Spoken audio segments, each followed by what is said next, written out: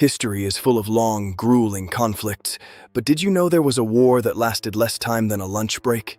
Welcome to the Anglo-Zanzibar War, a conflict that began and ended in just 38 minutes. To understand how this happened, we have to go back to August 1896 on the island of Zanzibar. The island was a British protectorate, ruled by Sultan Hamad bin Thawani, who was largely pro-British. But on August 25th, the Sultan suddenly died. Rumors of poisoning immediately began to swirl. Before a successor could be officially named, his cousin, Khalid bin Bargash, seized the palace. Khalid moved into the palace without British approval, directly defying the treaty that required their consent. The British were not amused. Rear Admiral Harry Rawson issued an immediate ultimatum. Khalid was told to stand down and leave the palace by 9 a.m. on August 27th, or face the consequences. Khalid believed the British were bluffing. He gathered nearly 3,000 men and prepared for a siege. But the British weren't bluffing. 5 powerful warships were already positioned in the harbor. At 8 a.m., Khalid sent a message. "We have no intention of hauling down our flag, and we do not believe you would open fire on us." The British reply was short.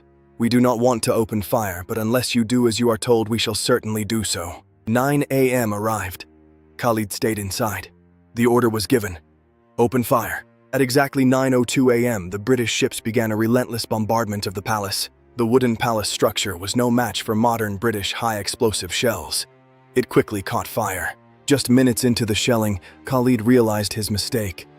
He fled the palace, seeking refuge in the German consulate. Zanzibar's only significant naval vessel, the HHS Glasgow, was also sunk during the brief engagement.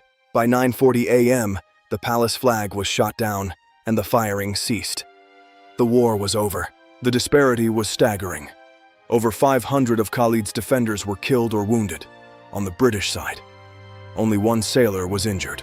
The British quickly moved to consolidate control and put out the fires raging through the city. By that afternoon, the British had installed their preferred candidate, Hamad bin Muhammad, as the new sultan. This war effectively ended Zanzibar's status as a semi-independent state, making it a firm British colony. As for Khalid, he was smuggled out by the Germans and lived in exile for years before being captured during WWY. The Anglo-Zanzibar War became a stark example of gunboat diplomacy at the height of the British Empire. It highlighted the massive technological gap that allowed a small European force to dominate larger local armies.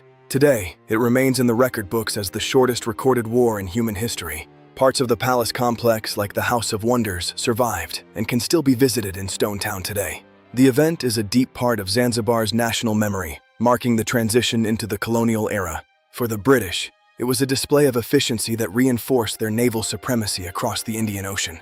Interestingly, one of the first acts of the new sultan was to finally abolish slavery in Zanzibar. While the war was about power, it led to a significant social change that the British had been pushing for decades. It was the peak of the scramble for Africa, where borders were drawn by force and ultimatums. The war was so short because there was nowhere to hide.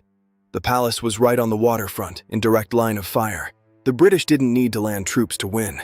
They just needed to keep their cannons firing for a few minutes. 38 minutes that changed the destiny of an island nation forever. When we look back, it serves as a reminder of how quickly the world can change when diplomacy fails. Zanzibar today is a peaceful paradise, a far cry from the smoke and thunder of 1896. Its history is its strength, drawing people from around the world to learn about its complex past. So the next time you think 38 minutes isn't long enough to get anything done, remember the Anglo-Zanzibar War. A sudden death, a stolen throne, and a record-breaking bombardment.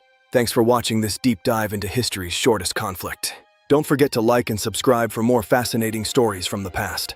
See you next time.